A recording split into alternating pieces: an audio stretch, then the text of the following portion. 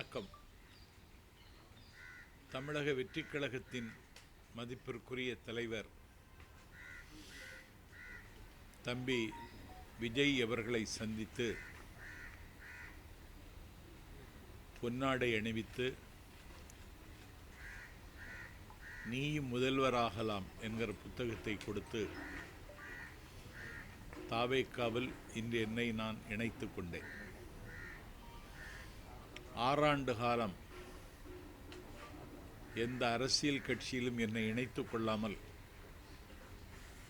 திராவிட இயக்கத்தின் சொற்பொழிவாளர் என்று சொல்லி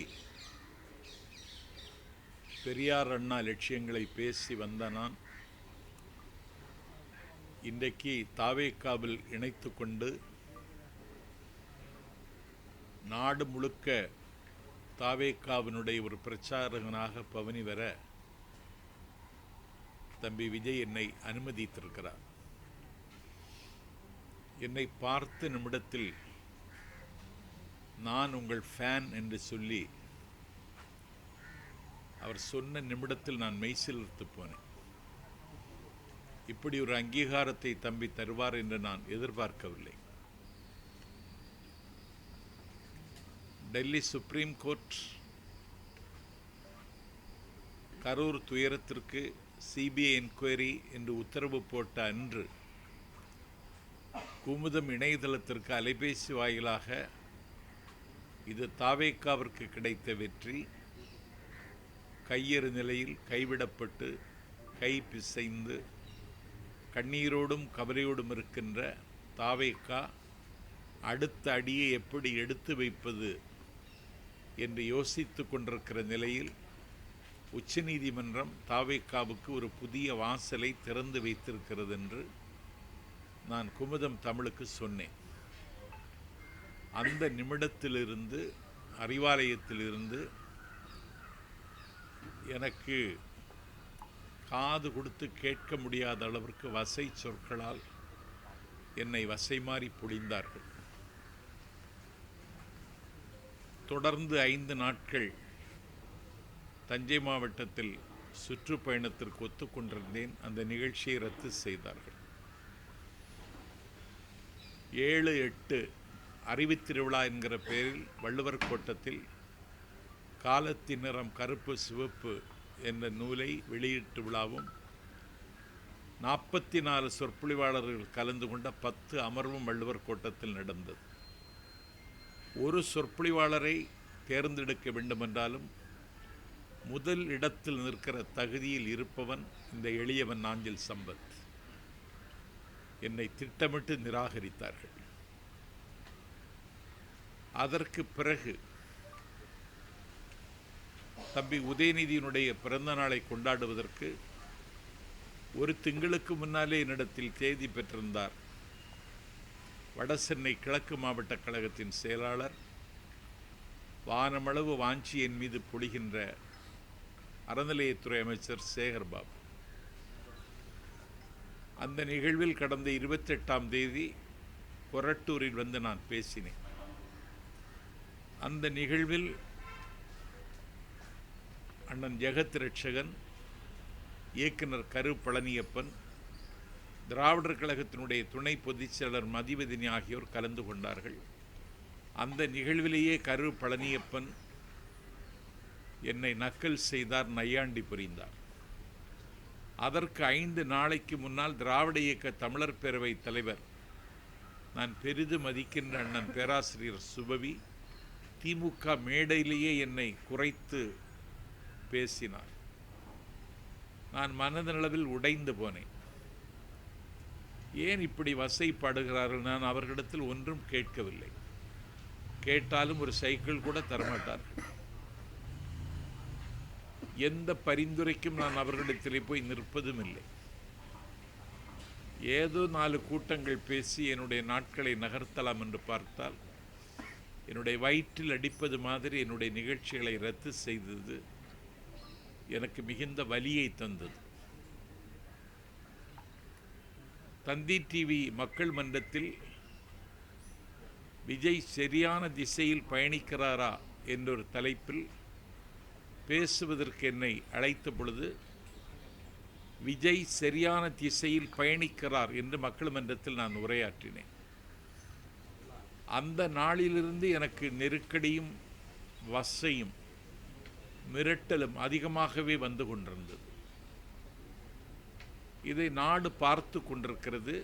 எனக்கு யார் மீதும் கோபமில்லை, யார் மீதும் எனக்கு வருத்தமில்லை.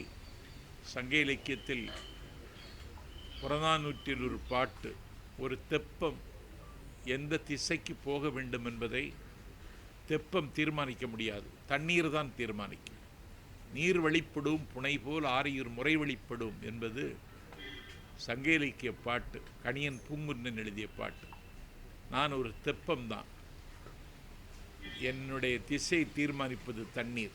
இன்றைக்கு என்னுடைய திசையை தமிழக வெற்றி கழகத்தின் தலைவர் தம்பி விஜய் தீர்மானித்திருக்கிறார். நான் தாவைக்காவில் என்னை இணைத்து கொண்டேன். ஒரு உற்சாகமான மனநிலையில் இருக்கிறேன். கடந்த காலத்தில் ஏற்பட்ட கசப்புகள், காயங்களிலிருந்து விடுபட்டவனாக என்னை உணர்கிறேன். இன்று தம்பி விஜயை சந்தித்த பொன் வேளையிலிருந்து புதிதாய் பிறந்ததைப் போல எண்ணி நான் பூரிக்கிறேன். திராவிட சித்தாந்தம் இல்லாத ஒரு புதிய கட்சி, அதில் நீங்கள் உங்களுடைய பயணம் எப்படி இருக்க போது நினைக்கிறீங்க? திராவிட இயக்க சித்தாந்தம்னா வழிகாட்டும் தலைவர்கள் அவர் பெரியாரைத்தான் முன்னிறுத்துகிறார். சார், இது ஒரு பொன்மாலை பொழுது உங்களுக்கு அதை விட அதிகமாக ஏதாவது இருக்கா? அப்படி ஒரு பொழுது.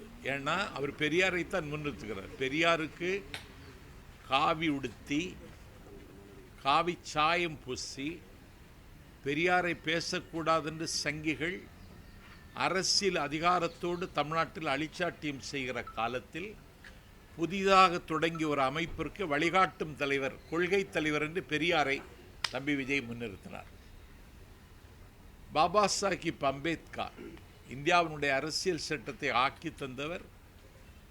அவர் பட்ட பாடுகளும் அவர் சுமந்த சிலுவைகளும் சொல்லி மாள முடியாது. அவரையும் கொள்கை தலைவராக ஏற்றுக்கொண்டார்.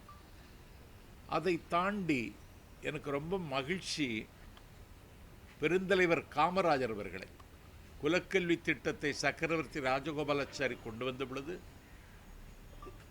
6000 பள்ளிகளை அன்னை தமிழகத்தில் திறந்து 9 ஆண்டு காலம் இந்தியாவின் விடுதலைக்காக சிறையிருந்து 9 ஆண்டு காலம் தமிழ்நாட்டின் முதலமைச்சராக இருந்து த காமராஜ் பிளான், நேரு ஒப்புக்கொண்ட அந்த பிளானை தந்த, இந்தியாவில் 2 பிரதமர்களை தீர்மானித்த கிங் மேக்கர் காமராஜரையும் கொள்கை தலைவராக ஏற்றுக்கொண்டார். கை குழந்தையோடு விடுதலை போராட்டத்தில் கராகரத்துக்கு சென்ற அஞ்சலை அம்மாளையும், இந்தியாவினுடைய விடுதலை போரில் முத்துவிடகநாதர் என்கிற தன்னுடைய மணாளன், சிவகங்கை சீமையின் மன்னன், காளையார் கோவில் என்கிற கானப்பேல் சிவன் கோவிலில் பட்ட பகலில் கொல்லப்பட்ட பொழுது மாலை சூட்டிய மணாளன் இறந்துவிட்டான் என்ற ஈர செய்தி கேட்டு கோவிலுக்கு நேராக சென்று கொல்லப்பட்டு கிடக்கிற முத்துவிடகநாதர் என்கிற மணாளனுடைய அந்த இரத்தத்தை நெற்றியில் பூசி விருப்பாட்சி வரைக்கும் நடந்தார் வேலு நாச்சியார். அன்றைக்கு ஹைதர் அலி 4000 போர் வீரர்களை கொடுத்து விருப்பாட்சியிலிருந்து சிவகங்கை வந்து வெள்ளை ஏகாதிபத்தியத்தினுடைய 6 கால்களை வெட்டி சாய்த்து சிவகங்கை மீட்ட வேலு நாச்சியாரையும் அவர் கொள்கை தலைவராக ஏற்றுக்கொண்டிருக்கிறார். இப்பொழுது அவர் பிரச்சாரம் என்று சொல்லி வீதிக்கு வருகிற பொழுது 1967 நிலத்திமிங்கலங்கள், பண்ணை பிரபுக்கள், ஆலையரசர்கள் கையில் இருந்த காங்கிரஸ் ஆட்சிக்கு முடிவு எழுதிய அறிஞர் அண்ணாவையும் 1977 ஆட்சி மாற்றத்திற்கு அகரம் எழுதிய மக்கள் திலகம் எம்ஜிஆரையும் அவர் அடையாளப்படுத்துகிறார். ஆகவே தமிழ்நாட்டில் என்னை பொறுத்தவரையில் பேசுவதற்கு நிறைய செய்திகள் இருக்கிறது. இனிமேல் பரபரப்பாக இருக்கும். விஜய் என்ன செய்வார் என்ற நம்பிக்கையில நீங்க திராவிட மேடைகளில் உங்களுக்கு ஏற்பட்ட புறக்கணிப்பு, அவமதிப்பு தான் காரணமா, இல்ல விஜயை பத்தி நீங்க பேசுறதுக்கு பிற்பாடு இந்த அவமதிப்பு ஏற்படுவீங்களா? நான் 6 வருஷம் எந்த கட்சியிலையும் சேராம தான் இங்கே வந்தேன் தம்பி. 6 வருஷம் நான் எந்த கட்சியிலையும் சேராம தான் இங்கே வந்தேன். போதும்னு நினைச்சானா? ஏதோ 4 கூட்டங்கள், நான் ஒரு ஒரு தமிழ்நாட்டினுடைய தலை சிறந்த சொற்பொழிவாளர்களை வரிசைப்படுத்தினா நான் அதில் முதலிடத்தில் இருக்கிறவன். நான் இயங்க வேண்டும். என்னை முடக்கி வைத்திருக்கிறார்கள். இன்றைக்கு இயங்குவதற்கான வாய்ப்பை தம்பி விஜய் தந்திருக்கிறார். மதிமுக தேமுதிக திராவிட பெயர்கள் இருந்த கட்சியிலே பயணிச்சுட்டு வந்தீங்க. தேமுதிக பயணிகளையே ஆதரவு தெரிவிச்சு இல்லையே. மதிமுக சரி அதிமுக சொல்லிட்டு திராவிட கட்சியின் பெயர் உள்ளதே பயணிச்சுட்டு இருந்தீங்க. இப்போ திராவிடம் இல்லாத ஒரு கட்சியில வந்து இணைஞ்சிருக்கீங்க. இதை எப்படி பார்க்கணும்? திராவிடம் இல்லைன்னு யார் சொன்னா உங்கள்கிட்ட? பெயர்ல இல்லை. பேரில் இல்லை, தமிழகம் இருக்குல்ல, அது போதும். எப்படி எப்படி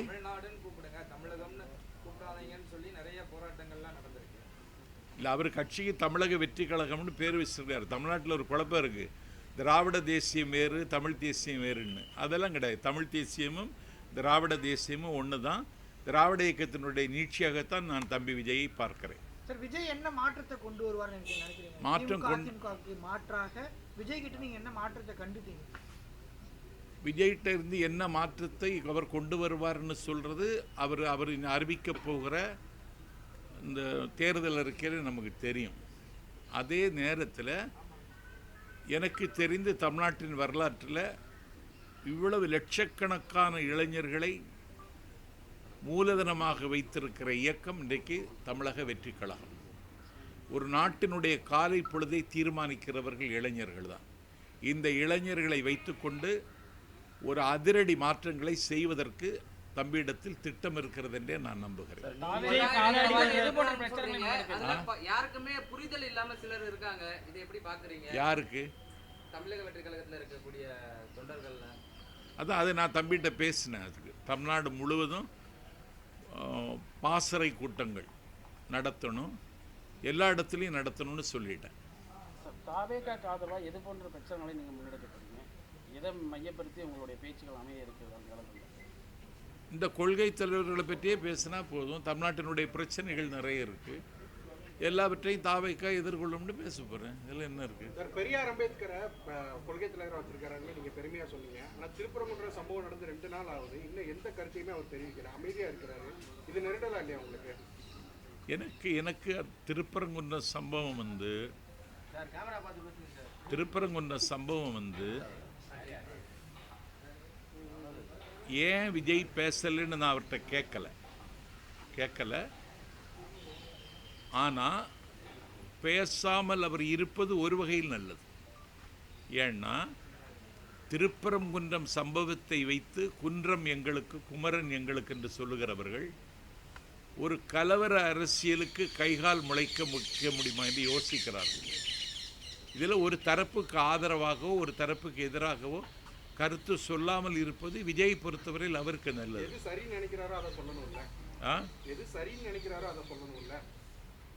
எது சரி, அமைதியாக இருப்பது ஒரு வகையில் நல்லதுன்னு நான் நினைக்கிறேன். எதிரி பாஜகன்னு சொல்லி மேடையில் அறிவிச்சிருக்காங்க. பாஜக கலவரம் பண்ணுறது நீங்கள் சொல்றீங்க. ஆமாம். அப்படி இருக்கும்போது அதற்கு எதிர்த்து வந்து அரசியல் செய்ய வேண்டியது, அதை எதிர்த்து அறிக்கை விட வேண்டியது ஒரு கடமை தான் கட்சியோட தலைவராக. இல்லை, கொள்கை எதிரின்னு அவர் சொல்லிட்டாரு.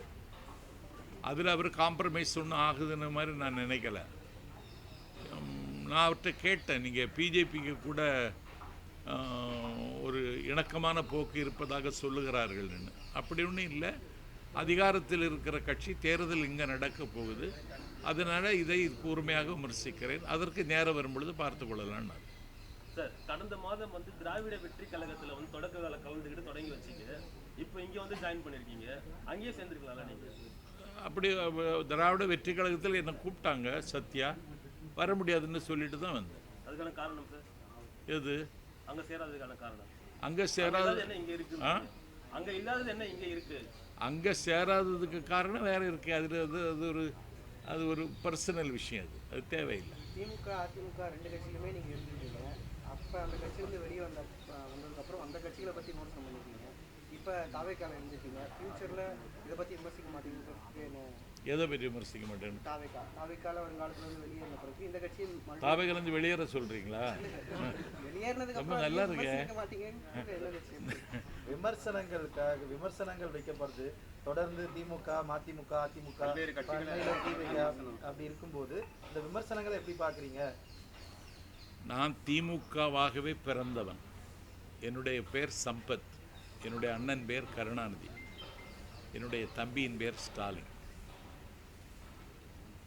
நான் பயின்ற தென் திருவிதார் இந்து கல்லூரியில் மாணவர் திமுகவை தொடங்கியவன். குமரி மாவட்ட திமுக வரலாறு என்று பப்ளிக் ப்ராசிக்யூட்டர் தோப்பூர் சுப்பிரமணி எழுதிய புத்தகத்தில் எனக்கென்று சில பக்கங்கள் இருக்கிறது. மலையாளம் பேசுகிற குமரி மாவட்டத்தினுடைய மேற்கு பகுதியில் நிறைய கூட்டங்கள் நான் பேசியவன் தான். 300 கூட்டங்கள் குமரி மாவட்டத்தில் மட்டும் பேசியிருக்கேன். திமுகவிலேயே தான் ஆயுள் முழுவதும் பணியாற்ற வேண்டும்னு நினச்சேன். அண்ணன் வைகோவினுடைய இருப்புக்கு ஆபத்து வந்த நேரத்தில் நான் திமுகவிலேருந்து அவங்க என்ன வெளியேற்றலை, நானாகவே வெளியேறினேன். அண்ணன் வைகோவின் தலைமையேற்று 19 ஆண்டு காலம் பணியாற்றினேன். என்னுடைய இருப்பை அவர் செறித்து கொள்ளவில்லை. அப்போது நான் வெளியேறினேன். அண்ணா திராவிட முன்னேற்றக் கழகம் எனக்கு ஒரு அடைக்கலம் தந்தது. ஏன்னா எனக்கு கொலை செய்கிற அளவுக்கு சில திட்டம் போட்டார்கள். அந்த அம்மாவிடத்தில் நான் போய் சேர்ந்தேன். அதற்கு பிறகு அவருடைய மறைவிற்கு பிறகு எடப்பாடி தலைமையை நான் ஏற்றுக்கொள்ள விரும்பலை. சசிகலா அம்மாவை கூட பயணிக்கலான்னு நினச்சேன். அதுக்கு முன்னே அவங்க செயலுக்கு போனாங்க. டிடிவி தினகரனுக்கு கூட கொஞ்ச நாள் பயணித்தேன். அவர் திடீர்னு அம்மா மக்கள் முன்னேற்ற கழகம்னு என்னமோ சொன்னார். அண்ணாவும் இல்லை திராவிடமும் இல்லைன்னு வெளியேறு, வேற ஒன்றும் இல்லை. தாவேக்கால இணைஞ்சிருக்கீங்க, தாவேக்கால உங்களுடைய பயணம் இருக்கும். என்ன பொறுப்பு கொடுக்குறேன்னு சொல்லிட்டாங்க. நான் பிரச்சாரம் செய்யணும், எனக்கு வேற ஒன்றும் இல்லை. என்னுடைய பயணத்தை நான் பிரச்சாரம் செய்தே வாழ்ந்தவன். அந்த வாய்ப்பு எனக்கு தரணும்னு தம்பிகிட்ட கேட்டேன். சார், இப்போ மதிமுக, அதிமுக, திமுக அப்படின்னு சொல்லி கட்சி மாறிக்கிட்டே இருக்கீங்க. நான் மாறலையே, அதுதானே இப்போ சொல்லிட்டு இருந்தேன் மாறலைன்னு. நான் கட்சி மாறல தம்பி. அதான் இன்னைக்கு இணைந்திருக்கேன்னு சொன்னேன். 6 வருடத்துக்கு பிறகு ஒரு கட்சியில் இணைந்திருக்கேன்னு சொன்னேன். அடுத்தடுத்து மாறிக்கிட்டே வர்றது தானே நம்ம எடுத்துக்கிற முடியும். இதை இணைந்தது அப்படின்னு எப்படி எடுத்துக்கிறது? இணைந்தது தான், மாறலையே. இது எப்படி எடுத்துக்கிறதுன்னு எங்களுக்கு புரியலையே. நான் இன்னைக்கு தாவேக்காவில் இணைந்திருக்கிறேன். கட்சி மாறலைன்னு சொல்றீங்க. மாறலையே. 6 வருட காலமாக எந்த கட்சியிலும் இல்லாதனா இன்னைக்கு சேர்ந்திருக்கேன். ஆரிய எதிர்ப்பு, சனாதன எதிர்ப்பு பண்ற அளவுக்கு தாவேக்காவுக்கிட்டையும் விஜய்கிட்டையும் வல்லமை இருக்குன்னு நினைக்கிறீங்களா? ஏன்னா 70 ஆண்டு கால வரலாறு, திராவிட வரலாறு தெரிஞ்சவர் நீங்க. ஆமா. புதுசா ஒரு கட்சி தொடங்க ஒரு நடிகர் விஜய், அவருக்கு வந்துட்டு பாஜக மாதிரி ஒரு சனாதன எதிர்ப்பு மாதிரியான சித்தாந்தங்கள்லாம் எதிர்க்க நினைக்கிறீங்களா? எனக்கு தெரிஞ்சு ஒரே நேரத்தில் 2 பவர் செக்டர், ஸ்டேட் அண்ட் சென்ட்ரலில் அவர் கேள்வி கேட்கிறார். கொள்கை எதிரின்னு டெல்லி எஜமானர்களையும், அரசியல் எதிரின்னு தமிழ்நாட்டில் அதிகாரத்தில் இருக்கிற திமுகவையும் ஒரே நேரத்தில் எதிர்க்கிறார். இந்த துணிச்சலே நான் பாராட்டுறேன். எதிர்க்கிறாரு, ஆனால் கேள்வி கேட்கறது இல்லையே, மௌனம் காக்குறாரு நிறைய விஷயத்தில். ஏன் கேட்குறாருன்னு அவர்கிட்ட கேட்கணும், நீங்கள் என்கிட்ட கேட்கக்கூடாது. நான் இன்னைக்கு தானே சேர்ந்துருக்கேன். கேட்டு சொல்லுங்க. தாவேக்காவில் இணைஞ்சிருக்கீங்க. தாவேக்காவில் பல்வேறு விமர்சனங்கள் இருக்குது. கொள்கையில் என்னன்னு தெளிவு பெறல அப்படிங்கிற மாதிரி விமர்சனம். சாதி ஆணவ படுகொலை குறித்து ஒரு சரியான பார்வை அவங்களுக்கு இல்லை அப்படின்னு சொல்லி விமர்சனம் பண்ணுறாங்க. விஜய் அதை கண்டித்தும் அறிக்கை விடல. அதை எப்படி பார்க்குறீங்க? இத்தனை ஆண்டு காலம் திராவிட இயக்கத்தில் வந்து பயணிச்சிருக்கீங்க. சாதி ஆணவ படுகொலை நியாயப்படுத்தி இருக்காரா விஜய்? இல்லை, பேசாதும் மௌனம் எப்படி எடுத்துக்கிறது? இல்லையே, அப்படியெல்லாம் ஒன்றும் இல்லையே. தவறை சுட்டி காமிக்காம அமைதியா இருக்கிறத சரின்னு எப்படி சொல்லலாம்? எப்படி எடுத்துக்கலாம்? தவறு அவர் சுட்டி காட்டணும்னு தான் சொல்றேன். சுட்டி காமிக்கல கடந்த காலங்கள்ல, அதை எப்படி பார்க்குறீங்க?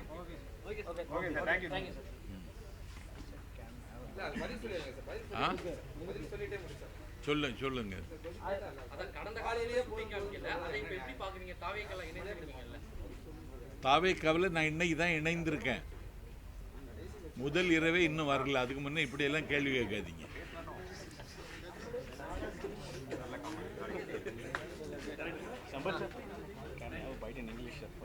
ஏன்னா இங்கிலீஷ் ஒன்றும் வராது.